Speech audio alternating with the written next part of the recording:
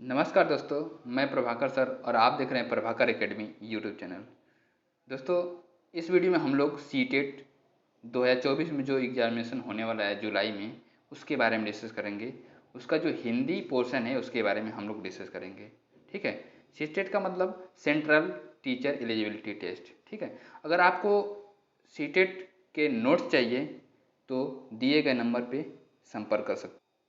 दिया गया नंबर क्या है, यहाँ पे जो 9795540078 दिया गया है, तो इस नंबर पे आप व्हाट्सएप पे संपर्क कर लेंगे, जिससे आपको नोट्स प्रोवाइड करा दिए जाएंगे सीटेट का। ओके दोस्तों।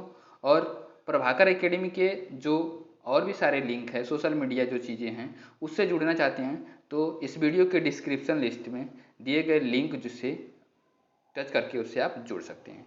ठीक है। जैसे फेसबुक चैनल और उसके बाद व्हाट्सएप चैनल, टेलीग्राम और इंस्टाग्राम, उसके साथ साथ ये क्या है कि ट्विटर से भी जुड़ सकते हैं। ठीक है।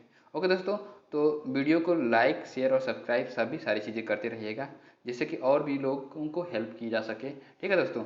तो आइए हम वीडियो की शुरुआत करते हैं, जिसमें हम हिंदी के बारे में डिस्कस करेंगे। जो हिंदी का सिलेबस है उसके बारे में डिस्कस करेंगे। ओके दोस्तों, तो आइए वीडियो की शुरुआत करते हैं।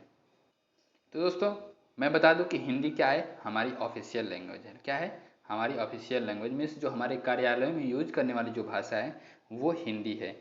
हिंदी भारत की क्या है? राजभाषा है। ठीक है। हिंदी भारत की राजभाषा है, ना कि राष्ट्रभाषा। राष्ट्रभाषा हिंदी नहीं है। ठीक है। भारत की राष्ट्रभाषा कोई भी लैंग्वेज नहीं है। ठीक है। जो हिंदी जो है भारत की राजभाषा है, मीन्स ऑफिशियल लैंग्वेज है। कार्यालयी चीज़ों में यूज की जाती है जो भाषा, उसको ऑफिशियल लैंग्वेज बोलते हैं। नेक्स्ट पॉइंट क्या दिया गया है? संविधान की 8वीं अनुसूची में 22 भाषाएं दी गई। कितनी भाषाएं दी गई है? 22 भाषाएं दी गई हैं। जब हम लोग का देश आज़ाद हुआ था तो उस समय 14 भाषाएं थी। कितनी भाषाएं थी? 14 भाषाएं थी। उसके बाद फिर संविधान संशोधन करके एक भाषा को ऐड किया गया। उसके बाद फिर 3 भाषाओं को ऐड किया गया, नमक मतलब नेपाली, मणिपुरी, कोंकणी। उसके बाद 4 भाषाओं को, बोडोमास को ऐड किया गया, जो मतलब कि बोडोमास मतलब कि बोडो, डोंगरी, संथाली और मैथिली। ये चारों भाषाओं को ऐड करने के बाद फिर 22 भाषाएं हो गई। कितनी? 22 भाषाएं हो गई। पहले 14 थी, उसके बाद फिर कितनी हो गई? 22 भाषाएं हो गई। 8 लैंग्वेज को ऐड कर दिया गया। ठीक है। तो कौन कौन से उसमें? असमिया, बंगाली, गुजराती, हिंदी, कन्नड़, कश्मीरी, कोंकणी, मलयालम, मणिपुरी, मराठी, नेपाली, उड़ीसा, पंजाबी, संस्कृत, सिंधी, तमिल, तेलुगु, उर्दू, बोडो, संथाली, मैथिली, डोगरी। ये हमारी 22 भाषाएं हैं जो हमारे संविधान में दी गई हैं। इंग्लिश के बारे में कोई भी उल्लेख नहीं है हमारे संविधान में। ठीक है। क्या है? भारतीय संविधान के अनुसार इंग्लिश लैंग्वेज एक सहयोगी प्रशासनिक भाषा। क्या? एक सहयोगी भाषा है, ये सहयोगी प्रशासनिक भाषा। ठीक है। शास्त्रीय लैंग्वेज कौन कौन सी है, क्लासिकल लैंग्वेज कौन कौन सी है, उसके बारे में डिस्कस करते हैं। तमिल, संस्कृत, कन्नड़, तेलुगु, मलयालम, उड़िया, ये सब क्या है? हमारी क्लासिकल लैंग्वेज है, मीन्स शास्त्रीय भाषाएं हैं। ठीक है। उसके बाद नेक्स्ट पॉइंट क्या दिया हुआ है कि आरटीई मातृभाषा के माध्यम से अधिगम की अनुशंसा क्लास 8 तक के लिए करता है। क्या? आरटीई के माध्यम से means right to education. Right to education में मीन्स मातृभाषा के माध्यम से, किसका? मदर टंग के माध्यम से हम क्लास 8 तक हिंदी को हम लोग पढ़ा सकते हैं, हिंदी को पढ़ सकते हैं। हिंदी मदर टंग में हम लोग क्लास 8 तक चीज़ों की अधिगम करने के लिए, सीखने के लिए यूज किया जा सकता है। ठीक है। अब हम नेक्स्ट पॉइंट के बारे में डिस्कस करते हैं। क्या? भाषा की अवधारणाएं। कौन कौन सी भाषा की अवधारणाएं हैं उसके बारे में। चुनौतीपूर्ण अवधि की परिकल्पना। चुनौतीपूर्ण अवधि की परिकल्पना। नेक्स्ट पॉइंट क्या है? बोधगम्य निवेश। उसके बाद सकारात्मक पुनर्वलन। ठीक है। ये सारी चीजें पॉइंट है। उसके बाद क्या? भाषा अधिगम एवं अर्जन। भाषा अधिगम, लर्निंग लैंग्वेज एंड अर्जन। ठीक है। भाषा अर्जन क्या होता है उसके बारे में डिस्कस करते हैं। भाषा अर्जन क्या होता है? भाषा अर्जन एक ऐसी प्रक्रिया है जिसके अंतर्गत बच्चा अपने आसपास के वातावरण, परिवार में रह करके भाषा को सीखता है। क्या करता है? अपने आसपास के वातावरण, परिवार में रह करके भाषा को सीखता है। वह दूसरों का अनुकरण करता है। क्या करता है? इमिटेशन करता है, मीन्स अनुकरण करता है, और उसके बाद भाषा को सीखता है। लोग कैसे बोल रहे हैं उन चीज़ों को सुनता है, और उसके बाद किस चीज़ों को क्या बोला जा रहा है उन सारी चीज़ों को देखता है। उसके बाद फिर भाषा को सीखता है। ठीक है। यह एक प्राकृतिक प्रक्रिया है। क्या है? एक नेचुरल प्रक्रिया। ठीक है।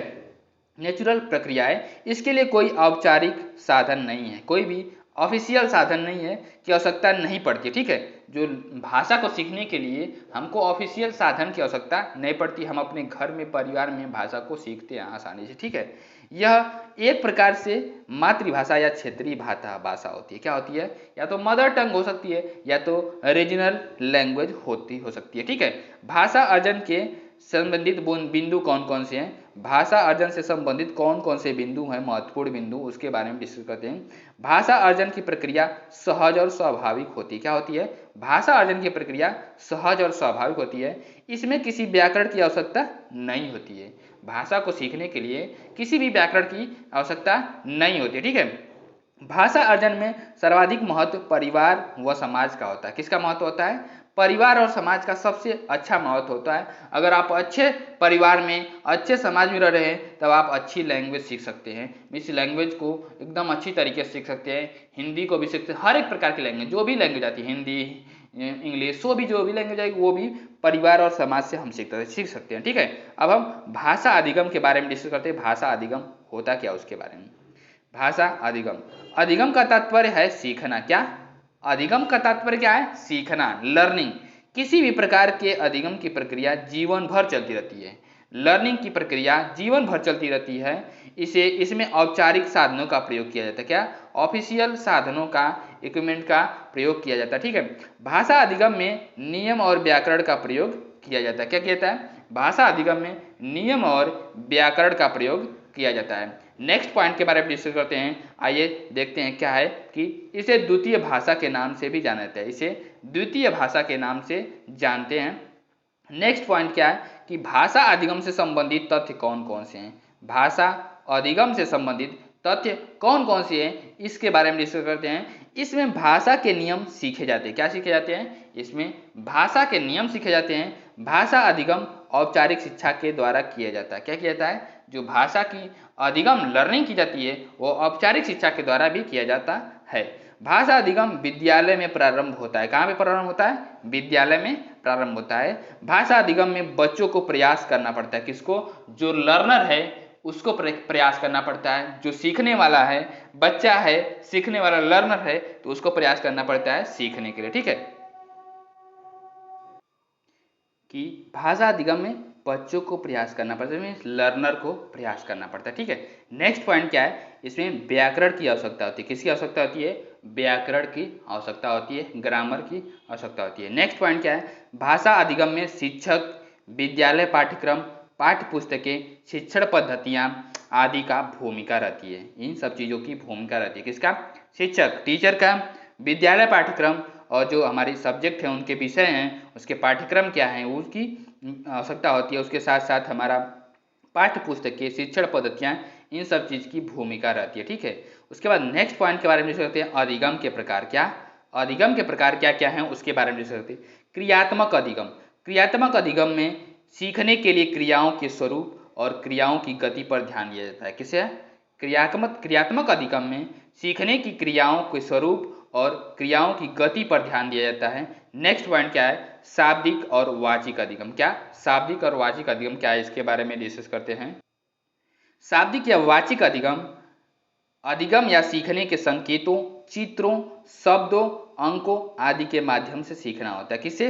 वाचिक अधिगम जो है संकेतों से, चित्रों से, शब्दों से, अंकों और इन सभी आदि के माध्यम से सीखा हो जाता है। ठीक है, विचारात्मक अधिगम क्या होता है? विचारात्मक अधिगम में व्यक्ति समाज में दैनिक जीवन अनुभवों को देख करके या सुन करके या विचार करके सीखा जाता है। ठीक है, अब नेक्स्ट पॉइंट के बारे में डिस्कस करते हैं। क्या? भाषा अधिगम एवं अर्जन के संदर्भ में विद्वानों के विचार कौन कौन से हैं। भाषा अधिगम और अर्जन के संदर्भ में कौन कौन से विद्वानों के क्या क्या विचार हैं, उसके बारे में डिस्कस करते हैं। वाइगोत्स्की के अनुसार इन्होंने क्या बताया है कि बच्चों की भाषा समाज के साथ संपर्क का ही परिणाम है। क्या है? बच्चे भाषा कैसे सीखेंगे? तो समाज के साथ जब संपर्क करेंगे तब भाषा को अच्छे तरीके से सीखेंगे। पियाजे ने क्या बोला हुआ है? पियाजे के अनुसार भाषा अन्य संज्ञानात्मक कॉग्निटिव तंत्रों की भांति परिवेश के साथ अंतःक्रिया के माध्यम से ही विकसित होती है। क्या? परिवेश के साथ अंतःक्रिया के माध्यम से ही विकसित होती है। चॉम्स्की के अनुसार क्या करते हैं, चॉम्स्की के अनुसार क्या इन्होंने बताया कि भाषा अर्जन की क्षमता बालकों में जन्मजात होती है। क्या होती है? भाषा अर्जन की क्षमता बालकों में जन्मजात होती है, मीन्स बाई बर्थ होती है। ठीक है, वह भाषा की व्यवस्था को पहचानने की शक्ति पैदा होने के साथ लेकर के आता है। ठीक है, जब पैदा होता है तभी भाषा अर्जन को पहचानने की क्षमता उसमें होती है। ठीक है, नेक्स्ट पॉइंट के बारे में डिस्कस करते हैं क्या कि भाषा शिक्षण के सिद्धांत क्या हैं। क्या? भाषा शिक्षण के सिद्धांत। ठीक है, लैंग्वेज को टीचिंग करने के लिए कौन कौन से प्रिंसिपल दिए गए हैं उसके बारे में डिस्कस करते हैं। अनुबंध के सिद्धांत या साहचर्य का सिद्धांत। क्या? अनुबंध के सिद्धांत या साहचर्य का सिद्धांत। शैशवावस्था में बच्चे किसी शब्द की पहचान किसी वस्तु या व्यक्ति से उस शब्द का साहचर्य संबंध स्थापित करके सीखते हैं। क्या करते हैं? शैशवावस्था में बच्चे किसी शब्द की पहचान किसी वस्तु या व्यक्ति से उस शब्द का साहचर्य संबंध स्थापित करके सीखते हैं। ठीक है, अर्थात शैशवावस्था में सीखने की प्रक्रिया मूर्त होती है। कैसी होती है? मूर्त होती है। ठीक है, टेंजिबल होती है। जैसे पानी कहने के साथ साथ जब बच्चे को पानी दिया जाता है तो ये मूर्त अवस्था होती है, तो वह बच्चा धीरे धीरे पानी शब्द व पानी वस्तु के बीच संबंध स्थापित करके उसे समझने लगता है कि पानी किसको बोला जा रहा है। ठीक है, वाटर किसको बोला जा रहा है उसके बारे में वो समझने लगता है। ठीक है, अब नेक्स्ट पॉइंट के बारे में डिस्कस करते हैं। अनुकरण का सिद्धांत क्या है? अनुकरण का सिद्धांत क्या है? इस सिद्धांत का प्रयोग बालक के आरंभिक शिक्षा में प्रभावी होता है। क्या होता है? इस सिद्धांत का प्रयोग बालक के आरंभिक शिक्षा प्रभावी होती है। ठीक है, इसमें आरंभिक जो शिक्षा होती है, प्राइमरी शिक्षा जो होती है, उसमें क्या होती है? प्रभावी होता है। इसके अंदर बालक अपने परिवार समाज आदि का अनुकरण करता है। क्या करता है? समाज का परिवार का अनुकरण करता है और उसके बाद सीखता है। इस तरह के अधिगम में भाषा का गुण दोष समाज परिवार आदि पर निर्भर करता है। क्या करता है? जो इस प्रकार के जो अधिगम होते हैं उसमें भाषा का गुण दोष समाज और परिवार आदि पर निर्भर करता है। नेक्स्ट पॉइंट के बारे में डिस्कस करते हैं। क्या नेक्स्ट पॉइंट क्या है उसके बारे में हम लोग डिस्कस करते हैं। अभिप्रेरणा एवं रुचि का सिद्धांत या पुनर्बलन का सिद्धांत। पुनर्बलन का सिद्धांत, अभिप्रेरणा का सिद्धांत या रुचि का सिद्धांत क्या है? किसी कार्य की सफलता हमें अभिप्रेरित करती है। क्या करती है? किसी भी कार्य को अगर हम करते हैं, अगर उसमें सफल हो जाते हैं तो उससे हमको मोटिवेशन मिलता है, अभिप्रेरणा मिलता है और हम और बेहतर कार्य करने की कोशिश करते हैं। ठीक है, और किसी कार्य की सफलता इस बात पर निर्भर करती है कि हम उस कार्य में कितनी रुचि लेते हैं, कितना इंटरेस्ट लेते हैं, कितने इंटरेस्ट के साथ काम करते हैं, तो वो उसमें सफलता के परसेंटेज बढ़ जाते हैं। ठीक है, अर्थात बालक की शिक्षा के प्रति रुचि और उत्साह उसे सीखने के लिए प्रेरित करती है। अतः शिक्षण संबंधी जो पाठ्य सामग्री पाठ्य वस्तु आदि का निर्माण व चयन बच्चों की रुचि के अनुसार होना चाहिए। क्या होना चाहिए? जो शिक्षण संबंधी जो पाठ्य सामग्री है और पाठ्य वस्तु है उसका जो निर्माण और चयन बच्चों की रुचि के अनुसार होना चाहिए। ठीक है, एवं उसे सदैव सीखते रहने के लिए अभिप्रेरित करना चाहिए। क्या करना चाहिए? मोटिवेशन उसको देते रहना चाहिए, जिससे कि वो चीज़ों को सीखते रहे, उसको उसके प्रति जागरूक करते रहना चाहिए। ठीक है, नेक्स्ट पॉइंट के बारे में डिस्कस करते हैं। क्रियाशीलता का सिद्धांत क्या है? क्रियाशीलता का सिद्धांत, यह सिद्धांत करके सीखने पर ज्यादा बल देता है। Learning by doing. कैसे? लर्निंग बाय डूइंग, सीखने करके सीखने का सिद्धांत पर ज्यादा बल देता है। जब बालक किसी कार्य को स्वतः करके सीखता है तो उसे जल्दी और आसानी से सीख वह समझ लेता है। क्या करता है? जल्दी और आसानी से सीख समझ लेता है और वो परमानेंट लर्निंग होती है। ठीक है, अतः बालकों को सदैव खुद से करके सीखने के लिए पर्याप्त अवसर उपलब्ध कराना चाहिए, उनको खुद से करके सीखने के लिए। ठीक है, अभ्यास का सिद्धांत क्या है? किसी भी चीज को सीखने के लिए अभ्यास सबसे महत्वपूर्ण होता है। किसी भी चीज को सीखने के लिए अभ्यास का क्या होता है? बहुत ही महत्वपूर्ण होता है। प्रैक्टिस बहुत ही महत्वपूर्ण होती है, क्योंकि उसी से हमारे व्यवहार में आता है, इसी से वो हमारे व्यवहार में आता है। जिसको हम बार बार रिपीट करेंगे तो वो क्या होगा? हमारे व्यवहार में आ जाएगा। ठीक है, भाषा प्रयोग से अधिक अवसर मिलने से बच्चों का विकास भाषा के जल्दी होता है। ठीक, क्या होता है कि भाषा का अगर हम प्रयोग अधिक से अधिक करते हैं, हमको अवसर ज्यादा मिलता है प्रयोग करने का, तो बच्चों का भाषा का विकास जल्दी हो जाता है। ठीक है, नेक्स्ट पॉइंट के बारे में डिस्कस करते हैं। क्या? आवृत्ति का सिद्धांत। आवृत्ति का सिद्धांत क्या है उसके बारे में डिस्कस करते हैं। भाषा सीखने में आवृत्ति बहुत महत्व होती है। क्या होती है? आवृत्ति, फ्रीक्वेंसी जो होती है बहुत महत्व होती है। किसी चीज को बार बार करना, सीखी हुई बात को जितना दोहराया जाएगा वह उतने ही अधिक देर तक याद रहेगी। क्या रहेगी? वो उतने ही अधिक तक देर तक याद रहेगी, उसको बार बार जब हम दोहराएंगे तब। ठीक है, इसलिए भाषा शिक्षण में पुनरावृत्ति पर भी विशेष ध्यान दिए जाने की आवश्यकता होती है। पुनरावृत्ति पर भी विशेष ध्यान दिए जाने की आवश्यकता होती है। नेक्स्ट पॉइंट के बारे में डिस्कस करते हैं क्या कि अनुपात और क्रम का सिद्धांत। अनुपात और क्रम का सिद्धांत क्या है? अनुपात और क्रम का सिद्धांत भाषा कौशल के चारों प्रारूपों, कौन कौन से चारों प्रारूप हैं उसके बारे में डिस्कस करते हैं क्या? श्रवण कौशल, वाचन कौशल, पठन कौशल, लेखन कौशल, मतलब सुबोपली, सुनना, बोलना, पढ़ना, लिखना, ठीक है। ये चार इसके क्या है? कौशल है। चारों प्रारूपों के कौशल में निपुणता के लिए अभ्यास क्रम में समान अनुपात बनाए रखने पर जोर देता है। क्या करता है? अभ्यास क्रम में समान अनुपात बनाए रखने पे जोर दिया जाता है, ठीक है। भाषा के कार्य एवं इसके विकास में बोलने एवं सुनने की भूमिका क्या होती है, तो इसके बारे में डिस्कस करते हैं। भाषा के कार्य कौन कौन से हैं उसके बारे में डिस्कस करते हैं। भाषा के कार्य क्या है उसके बारे में डिस्कस करते हैं। अभिव्यक्ति का साधन। क्या भाषा क्या है? अभिव्यक्ति की साधन है। भाषा व्यक्ति को अपनी आवश्यकता, इच्छा, भावनाएं आदि को अभिव्यक्त करने में सहायता करती है। क्या करती है? जो हमारी इच्छा है, हमारी आवश्यकता है, हमारी भावना है, हम दूसरे के सामने अभिव्यक्त कर सकते हैं, एक्सप्रेस कर सकते हैं, ठीक है। सामाजिक संबंध स्थापित करने में सहायक क्या होती है? समाज में संबंध स्थापित करने में सहायक होती है। सामाजिक संबंध बनाने के लिए हम भाषा का प्रयोग करते हैं। किसका प्रयोग करते हैं? भाषा का प्रयोग करते हैं सामाजिक संबंध स्थापित करने में, ठीक है। नेक्स्ट पॉइंट क्या है? भाषा मानव विकास का मूल आधार है। क्या है? भाषा मानव विकास का मूल आधार है। इसके बारे में डिस्कस करते हैं। भाषा की शक्ति के माध्यम से ही मनुष्य प्रगति के पथ पर अग्रसर हुआ है। भाषा के अभाव में मनुष्य विचार नहीं कर सकता है। क्या करता है? विचार नहीं कर सकता है, और विचार के अभाव में वह अपने ज्ञान विज्ञान के क्षेत्र में प्रगति भी नहीं कर सकता है। जब अगर उसके पास भाषा एक्सप्रेस करने के लिए चीज़ें नहीं रहेगी और उसके विचार जब नहीं एक्सप्रेस हो पाएंगे तो क्या हो जाएगा? उसका जो ज्ञान है विज्ञान में प्रगति नहीं कर सकता है। नेक्स्ट पॉइंट के बारे में डिस्कस करते हैं क्या कि ज्ञान की प्राप्ति में सहायक होती है भाषा। क्या होती है? ज्ञान की प्राप्ति में सहायक। नए ज्ञान की प्राप्ति के लिए भाषा बहुत अधिक आवश्यक है, ठीक है। शिक्षा प्राप्ति में सहायक। शिक्षा प्राप्त करने के लिए भाषा की आवश्यकता होती है, ठीक है। शिक्षा अगर हम प्राप्त कर रहे हैं तो लैंग्वेज वो चीज़ें जानते रहेंगे तभी हमको वो ज्ञान हमको मिलेगा, ठीक है। नेक्स्ट पॉइंट के बारे में डिस्कस करते क्या?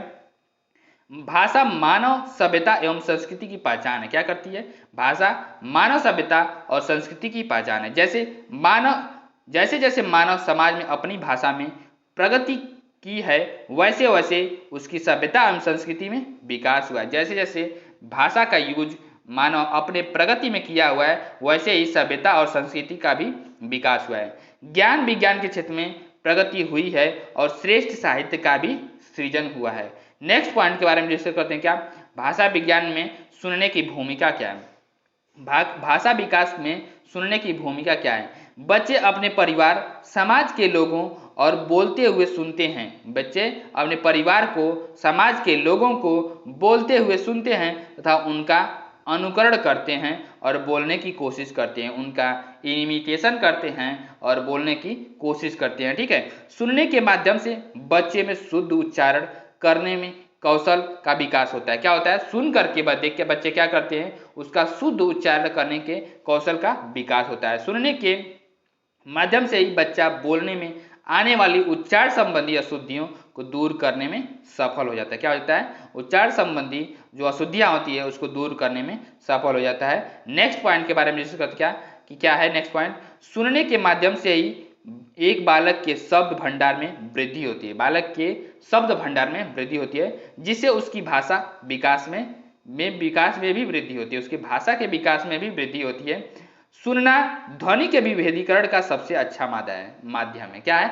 सबसे अच्छा माध्यम है। अगर हम सुनते हैं तो ध्वनि में विभेदीकरण कर पाते हैं कि किसका ये कौन बोल रहा है, मम्मी बोल रही हैं, ये पापा बोल रहे हैं, उसमें विभेदीकरण कर लेते हैं, ठीक है। इसके द्वारा बालक स्वर के उतार चढ़ाव को सीख जाता है। क्या ये सीख जाता है? स्वर के उतार चढ़ाव, कहाँ पे रुकना है, कहाँ पे जल्दी से बोलना है, ये सारी चीज़ों को सीख जाता है, ठीक है। नेक्स्ट पॉइंट के बारे में डिस्कस करते हैं। नेक्स्ट पॉइंट क्या है? सुनने के माध्यम से बच्चा दूसरों की भावनाओं और विचारों को जान पाता है। सुनने के माध्यम से बच्चा दूसरे की भावनाओं विचारों को जान पाता है, ठीक है। सुनना अन्य भाषा कौशलों के विकास में बहुत ही सहायक होता है। क्या होता है? सुनना जो होता है अन्य भाषा कौशलों के विकास में बहुत ही सहायक होता है, जैसे वाचन कौशल, लेखन कौशल के विकास में, ठीक है। नेक्स्ट पॉइंट के बारे में डिस्कस करते हैं क्या कि भाषा विकास में बोलने की भूमिका क्या होती है। इसके पहले तो सुनने की विशेषता के बारे में डिस्कस कर लिए। अब भाषा विकास में बोलने की भूमिका क्या है उसके बारे में डिस्कस करते हैं। बोलकर हम अपनी भावनाओं तथा विचारों को अभिव्यक्त करते हैं। क्या करते हैं? हम बोल करके अपनी भावनाओं को, अपने विचारों को अभिव्यक्त करते हैं। ठीक है, बोलने से ही बच्चा शुद्ध उच्चारण सीखता है। क्या सीखता है? बोलने से ही बच्चा का प्रोनाउंसिएशन सही होता है। ठीक है, उसके बारे में अच्छे से सीखता है। बोलकर ही बच्चा कुशलता भाषा प्रवाह प्राप्त करता है। मीन्स जब बच्चा बार बार बोलेगा तो उस बोलने में एक्सपर्ट हो जाएगा। ठीक है, बातचीत के द्वारा सामाजिक संबंधों का निर्माण होता है। क्या होता है? बातचीत के द्वारा सामाजिक संबंधों का निर्माण होता है। अब हम नेक्स्ट पॉइंट के बारे में डिस्कस करते हैं। भाषा अधिगम में व्याकरण की भूमिका क्या है? भाषा अधिगम में व्याकरण की भूमिका क्या है उसके बारे में डिस्कस करते हैं। विद्यार्थी को शुद्ध उच्चारण की शिक्षा प्रदान करना चाहिए। क्या करना चाहिए? हमको विद्यार्थियों को शुद्ध उच्चारण, प्रोनाउंसिएशन शुद्ध होना चाहिए। ठीक है, विद्यार्थी में भाषा की अशुद्धता को समझने की शक्ति का विकास करना चाहिए। जो अशुद्ध चीजें हैं उसको समझने की शक्ति का विकास करना चाहिए। ठीक है, छात्रों को वाक्य की रचना के नियम, वाक्य की रचना कैसे की जाती है उसके बारे में बताना चाहिए। विराम चिन्हों का शुद्ध प्रयोग कहाँ पे करना चाहिए उसके बारे में ज्ञान कराना चाहिए। और अधिगम में व्याकरण की भूमिका से बच्चों के चारों भाषा कौशल का विकास होना चाहिए। मीन्स LSRW, लिसनिंग, उसके बाद स्पीकिंग, रीडिंग, राइटिंग, इसके बाद ये LSRW, ये 4 भाषा कौशल है। ठीक है, ये बार बार पूछा जाता है दोस्तों कि कौन कौन सुनना, बोलना, पढ़ना, लिखना, ये 4 भाषा कौशल हैं। ठीक है, ये हिंदी में भी होता है, उसके साथ साथ इंग्लिश में, तो मतलब जो लैंग्वेज रहेगा उस लैंग्वेज में ये रहेगा। ठीक है, ये चारों कौशल जो भाषा कौशल है, भाषा का शुद्ध प्रयोग करने तथा भाषा में दक्षता प्राप्त करने में व्याकरण की मुख्य भूमिका निभाती है। क्या करती है? भाषा का अगर हम शुद्ध प्रयोग कर रहे हैं तो भाषा में दक्षता प्राप्त करने में व्याकरण की मुख्य भूमिका निभाता है। ठीक है, नेक्स्ट पॉइंट के बारे में डिस्कस करते हैं। क्या नेक्स्ट पॉइंट है उसके बारे में हम लोग डिस्कस करते हैं। क्या कि विद्यार्थी को विभिन्न ध्वनि का ज्ञान देना होता है। क्या विद्यार्थी बार बार जो चीजों को समझेंगे तो उनको अलग अलग ध्वनियों का ज्ञान हो जाता है। ठीक है, यह बच्चों में भाषा संबंधी अभिव्यक्ति का विकास करने में भी सहायक होता है। कैसा होता है? बच्चों में भाषा संबंधी अभिव्यक्ति होती है, उसको विकास करने में भी सहायक होता है। यह छात्रों को लेखन शैली में मुहावरों, लोकोक्तियों का प्रयोग करने का शिक्षण देकर उनके लेखन कौशल में विकास करने में सहायक है। ठीक है, व्याकरण से छात्रों में विभिन्न नए शब्द की समझ विकसित होती है। क्या होती है? व्याकरण से छात्रों में विभिन्न नए शब्दों की समझ विकसित हो जाती है। नेक्स्ट पॉइंट के बारे में डिस्कस करते हैं। क्या उसके बारे में क्या क्या दिया हुआ है कि यह छात्रों को गद्य पद में अंतर करना समझा देता है। क्या जो व्याकरण है छात्रों को गद्य पद में अंतर करना समझा देता है और उनके लेखन कौशल का विकास करने में भी सहायक होता है। गद्य पद में जो लेखन कौशल होते हैं उसमें भी विकास करने में भी सहायक होता है। ठीक है, व्याकरण छात्रों के लेखन में संज्ञा, सर्वनाम, विशेषण, क्रिया, प्रत्यय, उत्तर तथा तत्सम शब्द, तद्भव शब्द आदि के प्रयोग से उनके लेखन कौशल में विकास करने में सहायक है। व्याकरण विधियों को शुद्ध, सुक्ति, लोकोक्ति, मुहावरे आदि का अर्थ निकालने में भी योग्य बनाता है। ठीक है, नेक्स्ट पॉइंट के बारे में डिस्कस करते क्या व्याकरण की शिक्षण विधियां, कौन कौन सी व्याकरण की शिक्षण विधियां हैं उसके बारे में डिस्कस करते हैं। आगमन विधि, क्या इंडक्टिव विधि, इंडक्टिव मेथड कौन सा है टीचिंग का? मीन्स आगमन विधि। इस विधि में अनुभवों, उदाहरणों तथा प्रयोगों का प्रत्यक्ष अध्ययन करके नियम बनाए जाते हैं। क्या किया जाता है? जो अनुभव है, उदाहरण है और प्रयोगों का प्रत्यक्ष अध्ययन करके नियम बनाए जाते हैं। यह शिक्षण पद्धति छात्र केंद्रित होती है। क्या होती है? चाइल्ड सेंटर्ड होती है। ठीक है, जो छात्रों को कर करके सीखने में, लर्निंग बाय डूइंग पर ज्यादा जोर देती है। ठीक है, कौन? इंडक्टिव मेथड मीन्स आगमन विधि। ठीक है, यह एक मनोवैज्ञानिक तरीका है। क्या है? यह एक साइंटिफिक तरीका है। ठीक है, सीखने का किसी भी चीज को। इस विधि में कुछ शिक्षण सूत्रों का पालन किया जाता है, कुछ टीचिंग सूत्र भी होते हैं, जो टीचिंग रूल भी होते हैं उसका पालन किया जाता है। जैसे ज्ञात से अज्ञात की ओर, क्या ज्ञात से अज्ञात की ओर इसमें चलेंगे, सरल से कठिन की ओर चलेंगे और मूर्त से अमूर्त की ओर चलेंगे, स्थूल से सूक्ष्म की ओर चलेंगे और सामान्य से विशिष्ट की ओर चलेंगे। ठीक है, ये इंडक्टिव मेथड में ये सारे एग्जाम्पल दिए गए हैं। ये पूछे जाते हैं कि इंडक्टिव मेथड में ज्ञात से अज्ञात की ओर चला जाता है, कि अज्ञात से ज्ञात की ओर चला जाता है, तो किस में कैसे चलता है, ज्ञात से अज्ञात की ओर चला जाता है। ठीक है, नेक्स्ट पॉइंट के बारे में डिस्कस करते हैं, क्या निगमन विधि क्या है। निगमन विधि, निगमन विधि, ठीक है, इस विधि में, इस पद्धति में विद्यार्थियों को पहले नियमों का ज्ञान कराया जाता है। किसका, नियमों का ज्ञान कराया जाता है। उसके बाद फिर नियमों को एक एक उदाहरण देकर समझाया जाता है। इस पद्धति को शिक्षक केंद्रित बोला जाता है। क्या बोला जाता है, शिक्षक केंद्रित विधि कहा जाता है, क्योंकि इसमें जब शिक्षक रहेगा तभी तो रूल बताएगा, उसके बाद फिर एग्जाम्पल देगा।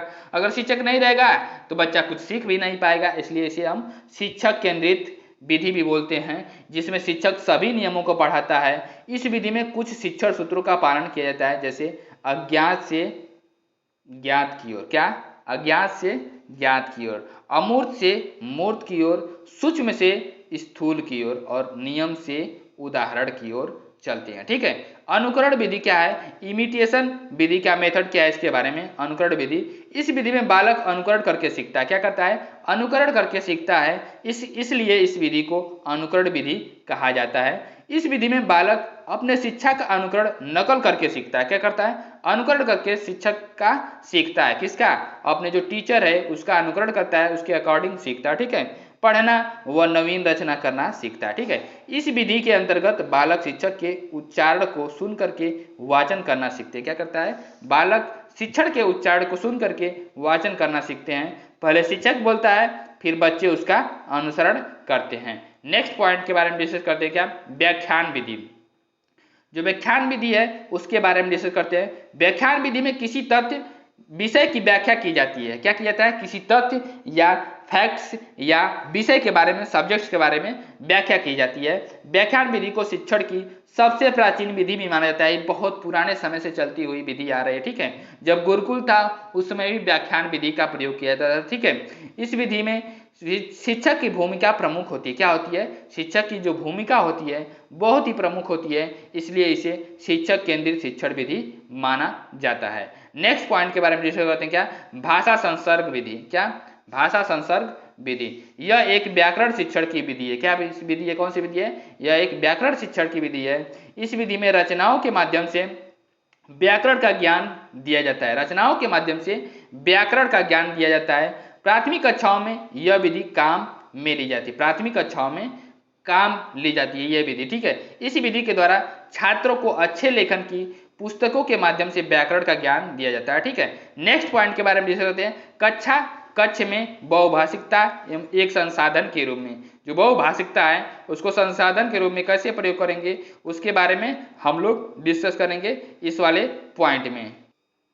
क्या करेंगे, कक्ष में बहुभाषिकता, मल्टी लैंग्विस्टिक जो होते हैं, जो एक से ज़्यादा लैंग्वेज बोलने वाले लड़के हैं, तो उसको संसाधन के रूप में हम लोग प्रयोग करेंगे। ठीक है, बहुभाषिक कक्षा विद्यार्थियों के शब्द भंडार में वृद्धि करती। क्या, अगर 2-3 लैंग्वेज बोलने वाले क्लास में लड़के हैं तो उससे क्या होगा कि वो एक लड़का दूसरे से पूछेगा कि इसका मतलब क्या होता है, उसका क्या मतलब होता है, तो इससे बच्चों के शब्द भंडार की वृद्धि होती है। ठीक है, बच्चे अपने परिवारों को अपनी मातृभाषा में सहज रूप से व्यक्त करते हैं। क्या करते हैं, जो उनका मदर टंग होता है उसमें सहज मात्रा में सहज रूप से उसको व्यक्त करते हैं। ठीक है, जिससे उनके मौखिक कौशल का विकास होता है। क्या होता है, उनका जो मौखिक कौशल होता है उसका विकास होता है। बहुभाषिकता का गुण बच्चों में रचनात्मकता का विकास करने में सहायक होता है। जो बहुभाषिकता होती है, एक ही क्लास में अगर अलग अलग लैंग्वेज बोलने वाले बच्चे हैं तो उससे क्या होगा, क्रिएटिविटी का विकास होता है, रचनात्मकता का विकास होता है और उसमें सहायक होता है ये चीज़। ठीक है, कक्षा में विभिन्न भाषाओं का प्रयोग करना सांस्कृतिक आदान प्रदान का भी माध्यम है। क्या, सांस्कृतिक आदान प्रदान का भी माध्यम होता है। कोई दूसरे संस्कृति से है, कोई दूसरे संस्कृति से है, इसमें भी संस्कृति का भी आदान प्रदान होता है। ठीक है, भिन्न भिन्न भाषाओं के प्रयोग करने से सभी छात्रों को एक दूसरे की भाषा समझने का अवसर मिलता है। जो भिन्न भिन्न भाषाएं अगर प्रयोग करेंगे लोग बच्चे, तो उससे एक दूसरे की लैंग्वेज को समझने का अवसर मिलता है तथा वह अपनी मातृभाषा का सम्मान करने के साथ ही दूसरों की भाषाओं एवं संस्कृतियों का सम्मान करना भी सीखते हैं। मीन्स अगर मेरी लैंग्वेज इंग्लिश है, दूसरे की लैंग्वेज हिंदी है, तो उसमें क्या, उसके दूसरे लैंग्वेज वालों के भी सम्मान करना वहाँ पे सीखा जाता है। अलग अलग लैंग्वेज वालों को भी सम्मान करना सिखाया जाता है। ठीक है, बहुभाषिक क्षमता संज्ञानात्मक वृद्धि, सामाजिक सहिष्णुता और विस्तृत चिंतन और बौद्धिक उपलब्धियों के स्तर को बढ़ाती है। क्या करती है, बौद्धिक उपलब्धियों और विस्तृत चिंतन के स्तर को बढ़ाती है। कौन? बहुभाषिकता, ठीक है। कॉग्निटिव डेवलपमेंट जो होता है और सामाजिक सहिष्णुता होता है उसको बढ़ाता है, ठीक है। इसलिए भाषाओं को विद्यार्थियों में एक संसाधन के रूप में प्रयोग किया जाता है। क्या किया जाता है? भाषाओं को एक संसाधन के रूप में प्रयोग किया जाता है। अलग अलग भाषिक पृष्ठभूमियों से होने के कारण बच्चों के शब्द एवं उनके उच्चारण में भिन्नता पाई जाती है। क्या की जाती है? उनके शब्द और उच्चारण में भिन्नता पाई जाती है। इसलिए भाषिक पृष्ठभूमि के आधार पर किसी को पीछे नहीं छोड़ा जा सकता है, ठीक है। अगर भाषा के आधार पर किसी बच्चे को पीछे छोड़ दिया जाएगा तो ये गलत बात है। उनको अलग से, उनको अच्छे से सिखाया जाता है कि बच्चों देखो इस लैंग्वेज को सीखो, उसके अकॉर्डिंग वर्क किया जाता है, ठीक है।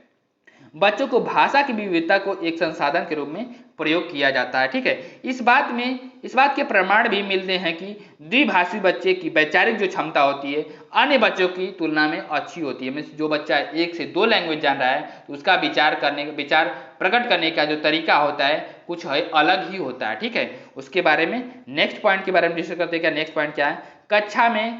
कक्ष में जो बहुभाषिकता होती है एक चुनौती के रूप में भी काम करती है। ये एक चुनौती इसके रूप में, संसाधन के रूप में इसके पहले हम लोग डिस्कस किए हैं मल्टी लैंग्वेज को। अब यहाँ पे क्या है? चुनौती के रूप में डिस्कस करेंगे। चुनौती यहाँ क्या क्या आती हैं अगर अलग अलग लैंग्वेज के बच्चे पढ़ रहे हैं तो। बच्चों पर क्षेत्रीय भाषाओं का प्रभाव पड़ता है। क्या पड़ता है? बच्चों पर क्षेत्रीय भाषाओं का प्रभाव पड़ता है। भारत एक बहुभाषी देश है। भारत में 22 लैंग्वेज संविधान में दी गई हैं, उन लैंग्वेज का यूज भी किया जाता है, ठीक है। तो भारत में बहुभाषी देश है। विभिन्न क्षेत्रों की अपनी भाषा होती है और क्षेत्रीय भाषा का छात्रों पर बहुत ज़्यादा प्रभाव पड़ता है, जो शिक्षण प्रक्रिया में एक चुनौती होती है। क्या होती है? शिक्षण प्रक्रिया में चुनौती होती है। नेक्स्ट पॉइंट के बारे में डिस्कस करते हैं। क्या? कि छात्रों में भाषाई कौशल विकसित करने की चुनौती होती है। छात्रों में भाषाई कौशल विकसित करने की चुनौती होती है। भाषाई विविधता के कारण छात्रों को भाषा कौशल के विकास में चुनौतियों का सामना करना पड़ सकता है, क्योंकि क्षेत्रीय भाषा के प्रभाव का भाषाई कौशल पर भी प्रभाव पड़ता है। जो क्षेत्रीय भाषा का प्रभाव है वो भाषाई कौशल पे भी प्रभाव पड़ सकता है, ठीक है। नेक्स्ट पॉइंट के बारे में डिस्कस करते हैं कि नेक्स्ट पॉइंट क्या है? कि शिक्षक के लिए बहुभाषा की चुनौती। शिक्षक के लिए बहुभाषा की चुनौती क्या होती है? यदि किसी शिक्षक को अपने क्षेत्र से दूर किसी अन्य क्षेत्र में पढ़ाने के लिए जाना है, क्या करना है? अपने क्षेत्र से दूर किसी अन्य क्षेत्र में पढ़ाने के लिए जाना है जहां वह शिक्षक भाषा नहीं जानता है, जहां वह शिक्षक वहां की भाषा को नहीं जानता है, तो उस क्षेत्र में बोली जाती है तो वहां शिक्षक द्वारा बच्चों को पढ़ाना एक चुनौती हो जाती है। क्या हो जाती है? चुनौती हो जाती है, ठीक है। तो वहां पे एक कॉमन लैंग्वेज हिंदी यूज की जाती है या इंग्लिश यूज की जाती है, ठीक है। भाषा के प्रति बच्चों की रुचि और योग्यता का अभाव। भाषा के प्रति बच्चों की रुचि क्या होती है, योग्यता क्या होती है, उसमें अभाव क्या होता है, उसके बारे में डिस्कस करते हैं। भाषा शिक्षण की समस्याओं में से एक समस्या यह है कि छात्रों में भाषा के प्रति रुचि और प्रवृत्ति की कमी होती है। क्या होती है? रुचि की और प्रवृत्ति की कमी होती है, जिससे भाषा शिक्षण का कार्य अधिक चुनौतीपूर्ण हो जाता है, ठीक है। नेक्स्ट पॉइंट के बारे में डिस्कस करते हैं। क्या नेक्स्ट पॉइंट क्या है उसके बारे में हम लोग डिस्कस करते हैं। क्या है कि अधिक भीड़ भाड़ वाली कक्षा, अगर ज़्यादा किसी क्लास में ज़्यादा बच्चे हैं, मीन्स क्या है, ज़्यादा बच्चे, वैसे 35 बच्चों पे 30 बच्चों पे एक टीचर की आवश्यकता होती है, ठीक है। तो अगर अधिक भीड़ वाली कक्षाएं हैं तो भीड़ भाड़ वाली कक्षाएं आमतौर पर शिक्षक की भाषा को प्रभावी ढंग से पढ़ाने की क्षमता कम कर देती है। क्या कर देती है? प्रभावी ढंग से पढ़ाने की क्षमता कम कर देती है। जहाँ पे बच्चे ज़्यादा रहेंगे तो पढ़ाने में दिक्कत होता है, ठीक है। शिक्षार्थियों की भाषा शिक्षण को प्रभावित करती है। नेक्स्ट पॉइंट क्या है? अध्ययन सामग्री की कमी। अगर टीचिंग लर्निंग मटेरियल की कमी रहेगी तो भाषा विविधता वाली कक्षा में भाषा शिक्षण के लिए अध्ययन सामग्री की एक समस्या होती है। अगर अध्ययन सामग्री सही से नहीं रहेगी तो बच्चे अच्छे से भाषा को भी सीख नहीं पाएंगे, ठीक है, ठीक है। नेक्स्ट पॉइंट के बारे में डिस्कस करते हैं। भाषा कौशल क्या है? भाषा कौशल क्या होता है? भाषा कौशल, मनुष्य एक सामाजिक प्राणी है। क्या? एक सोशल प्राणी है, ठीक है। और समाज में अन्य व्यक्तियों के संप्रेषण से स्थापित करने के लिए वह बोलकर या लिखकर अपने भावों एवं विचारों को अभिव्यक्त करता है तथा सुनकर या पढ़कर दूसरों के विचारों को ग्रहण करता है। सुन करके या पढ़ करके दूसरे के विचारों को ग्रहण करता है। इस प्रकार भाषा के 2 अभिव्यक्तात्मक कौशल हैं। क्या है? 2 अभिव्यक्तात्मक कौशल हैं, बोलना और लिखना। बोल करके हम क्या करते हैं? अभिव्यक्ति, बातों को एक्सप्रेस करते हैं, ठीक है। तो ये इसलिए इसको क्या बोलेंगे, अभिव्यक्तात्मक कौशल बोलेंगे, ठीक है। इन दोनों माध्यम से हम अपने विचारों को अभिव्यक्त कर सकते हैं। और भाषा के दो ग्रहणात्मक कौशल होते हैं, क्या होते हैं, ग्रहण करने वाले कौशल होते हैं, क्या, सुनना और पढ़ना। सुनना और पढ़ना क्या है, अब ग्रहणात्मक कौशल है, ठीक है। इन दोनों माध्यम से हम दूसरों के विचारों या उनकी बातों को ग्रहण कर सकते हैं, ठीक है। भाषा से संबंधित इन चारों क्रियाओं का प्रयोग हम पर करने की क्षमता भाषा कौशल कहा जाता है। अगर इन चारों जो कौशल है इसका प्रयोग हम कर ले रहे हैं तो उसको हम भाषा कौशल बोलेंगे, ठीक है। अब इनका विकास क्या होता है कि इनका विकास एवं इनमें दक्षता प्राप्त करना ही भाषा शिक्षण का उद्देश्य होता है। क्या होता है, अगर हम किसी भी लैंग्वेज में अच्छे से विकास होता है, उनकी दक्षता प्राप्त कर लेते हैं, उसको भाषा शिक्षण का उद्देश्य बोला जाता है, ठीक है। भाषा शिक्षण के लिए आवश्यक चारों कौशल परस्पर एक दूसरे से क्या होते हैं, अंतर संबंधित होते हैं, अंतर संबंधित होते हैं, एक दूसरे से इंटरकनेक्टेड होते हैं, ठीक है। प्रत्येक कौशल का विकास किसी न किसी रूप में एक दूसरे पर निर्भर करता है। क्या करता है, जितने भी कौशल हैं उसका विकास जो होता है किसी न किसी एक रूप में निर्भर करता है। भाषा के चारों कौशल क्रम से नहीं सीखे जाते हैं बल्कि सभी एक साथ सीखे जाते हैं। क्या सीखे जाते हैं, सभी एक साथ सीखे जाते हैं। जैसे बच्चा सुनने के साथ साथ बोलना भी सीखता है, क्या करता है, सुनने के साथ साथ बोलना भी सीखता है, मीन्स एक ही साथ में चलते हैं ये सारे भाषा को सीखने के। और पढ़ने के साथ साथ लिखना भी सीखता है बच्चा, ठीक है। नेक्स्ट पॉइंट के बारे में डिस्कस करते हैं। भाषा कौशल को 4 प्रकारों में विभाजित किया गया है। क्या किया गया है, भाषा कौशल को 4 प्रकार में विभाजित किया गया है। श्रवण कौशल, सुनकर अर्थ ग्रहण करने का कौशल, क्या, किसी भी चीज को सुन करके उसके अर्थ को ग्रहण कर लेना, उसको समझ लेना, ये श्रवण कौशल है, ठीक है। वाचिक कौशल या मौखिक अभिव्यक्ति, विचारों को बोलकर व्यक्त करने का जो कौशल होता है उसे हम क्या बोलते हैं, वाचिक या मौखिक अभिव्यक्ति कौशल बोलते हैं, ठीक है। पठन कौशल क्या होता है, पढ़कर अर्थ ग्रहण करने के कौशल को पठन कौशल बोलते हैं, ठीक है। लेखन कौशल क्या होता है, विचारों को लिख करके व्यक्त करने के कौशल को लेखन कौशल बोलते हैं, ठीक है। अब एक एक करके इसको चारों कौशल को हम लोग डिस्कस कर लेते हैं। क्या करते हैं, जो चारों कौशल हैं इनके बारे में एक एक करके डिस्कस कर लेते हैं। क्या, श्रवण कौशल क्या होता है, सुनना।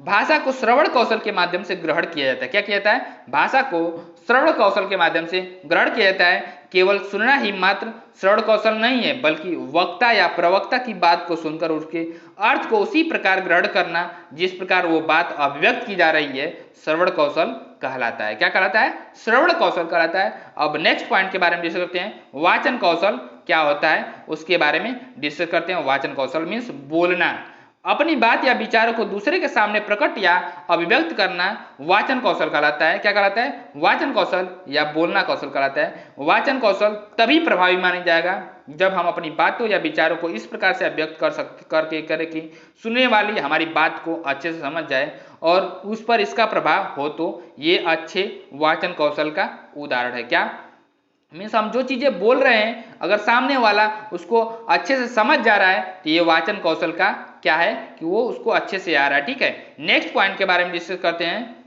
अब हम डिस्कस करते हैं क्या, पठन कौशल के बारे में। पढ़ना, किसी विषय को पढ़ करके उसके अर्थ को ग्रहण करना पठन कौशल कहलाता है। श्रवण की अपेक्षा पठन कौशल से ज्ञान अस्थायी प्राप्ति होती। क्या, पठन कौशल से ज्ञान अस्थायी की प्राप्ति होती है, ठीक है। पठन कौशल 2 प्रकार का होता है, सस्वर पठन और मौन पठन, ठीक है। अब नेक्स्ट पॉइंट के बारे में डिस्कस करते हैं क्या कि लेखन कौशल क्या होता है उसके बारे में डिस्कस करते हैं कि लेखन कौशल, लिखना क्या होता है, अपने विचारों या बातों को लिख करके अभिव्यक्त करना लेखन कौशल कहलाता है। इस कौशल में भाषा को अस्थायित्व दिया गया है। क्या दिया है, भाषा को अस्थायित्व दिया जाता है। इसमें वर्तनी या शुद्धता को अत्यधिक महत्व दिया जाता है। जैसे देखिए ऐसे भी बहुत सारे ऐसे जो क्या है कृति लिखने वाले हैं, कहानी लिखने वाले जो उसमें अपनी अभिव्यक्ति को बहुत अच्छे से एक्सप्रेस करते हैं। जब आप पढ़ेंगे तो उसमें बहुत सारी चीजें मिलेंगी, ठीक है। रीडिंग के प्रकार, कैसे रीडिंग की जाती है उसके बारे में डिस्कस करते हैं, ठीक है। रीडिंग कैसे की जाती है उसके बारे में डिस्कस करते हैं। रीडिंग के प्रकार। स्कीमिंग, स्कीमिंग क्या है, रीडिंग क्या है, जब पाठक पाठ्य सामग्री को केंद्रीय भाव तथा सार खोजने के लिए तेजी से पढ़ता है और लेखक के उद्देश्य तथा लिखने की व्यवस्था को समझना चाहता है तो यह प्रक्रिया स्कीमिंग कहलाती है। रीडिंग के अंतर्गत आती है जैसे न्यूज़पेपर पढ़ना। क्या पढ़ना, न्यूज़पेपर पढ़ना। स्कीमिंग के जो अंतर्गत आती है। ठीक है, स्कैनिंग क्या होता है उसके बारे में डिस्कस करते हैं। यह पाठक, यहाँ जो पाठक होता है किसी विशेष जानकारी को प्राप्त करने के लिए वाक्यों को जल्दी से पार कर जाता है। गहरी पढ़ाई क्या होता है, गहरी पढ़ाई के बारे में डिस्कस करते हैं।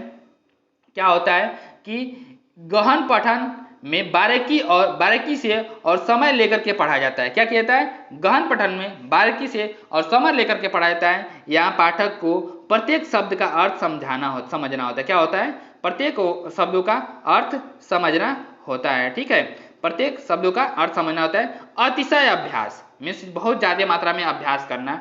यह पठन धारा प्रवाह पर अधिक जोर देता है। क्या देता है, धारा प्रवाह मतलब कि जल्दी से पढ़ना, फ्लुएंट बोलना, ये धारा प्रवाह पे ज्यादा जोर देता है और सटीकता पे कम। मतलब अगर कोई मिस्टेक हो जाएगी तो कोई भी दिक्कत नहीं है। ठीक है दोस्तों, तो वीडियो हम लोग यहीं पे एंड करते हैं और जो नेक्स्ट वीडियो है अगले दिन आएगी। ठीक है, तो वीडियो को आप स्किप न करते हुए पूरा देखिएगा। दोस्तों मैं बता दूं कि इसको शेयर भी करते रहेगा, उसके साथ साथ चैनल को सब्सक्राइब भी करिएगा, जिससे आपको सीटेट की तैयारी कराई जा सकती है, उसके साथ साथ DSSB की, उसके साथ साथ UP टेट और सुपर टेट की भी तैयारी कराई जाएगी आपके प्रभाकर एकेडमी यूट्यूब चैनल पर। तो ओके दोस्तों नमस्कार, वीडियो यहीं पे एंड करते हैं।